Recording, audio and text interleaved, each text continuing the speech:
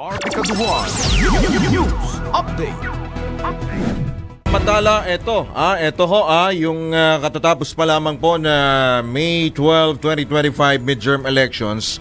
Kanina pinag-uusapan namin sa pasada balita ni Kuya John Ibanez yung magiging hamon po ng magiging hamon para sa COMELEC, of course, at ng Philippine National Police at Armed Forces of the Philippines.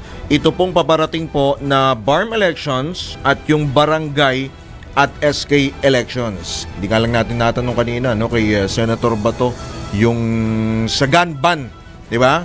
May gun ban for midterm elections, may gun ban din for BARM parliamentary elections, and meron pa doon sa barangay at SK elections. Magastos po yan.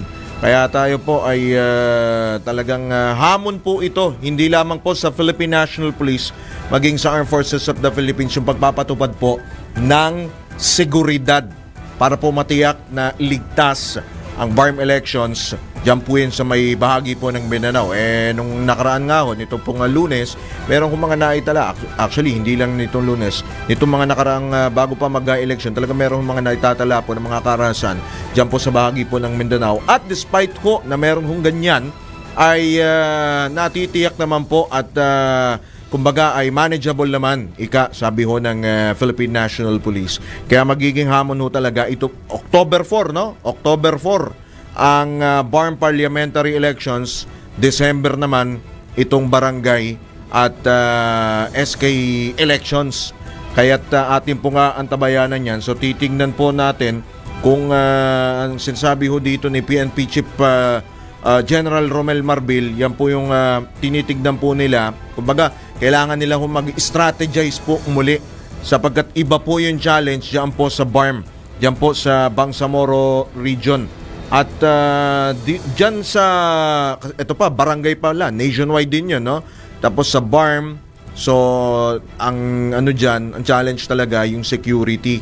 Kung napapanood ho ninyo sa social media, yung kaliwat kanan merong mga nag-aaway, may mga nagpapaputok ho, nakikipagputukan.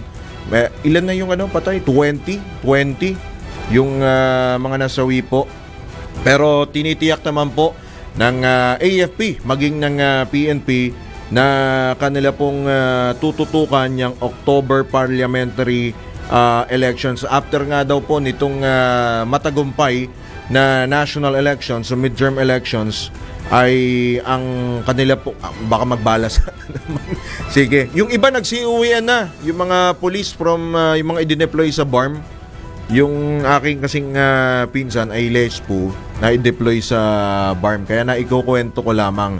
So talagang challenge po itong magiging BARM at kung matutuloy, yung pa buti na lang kamo nabanggit nyo kung matutuloy Pero sige, aantabayanan po natin yan. Pero tayo po ay sumasaludo sa pamunuan po ng PNP at ng AFP kay General Marbil, maging kay General Romeo Browner.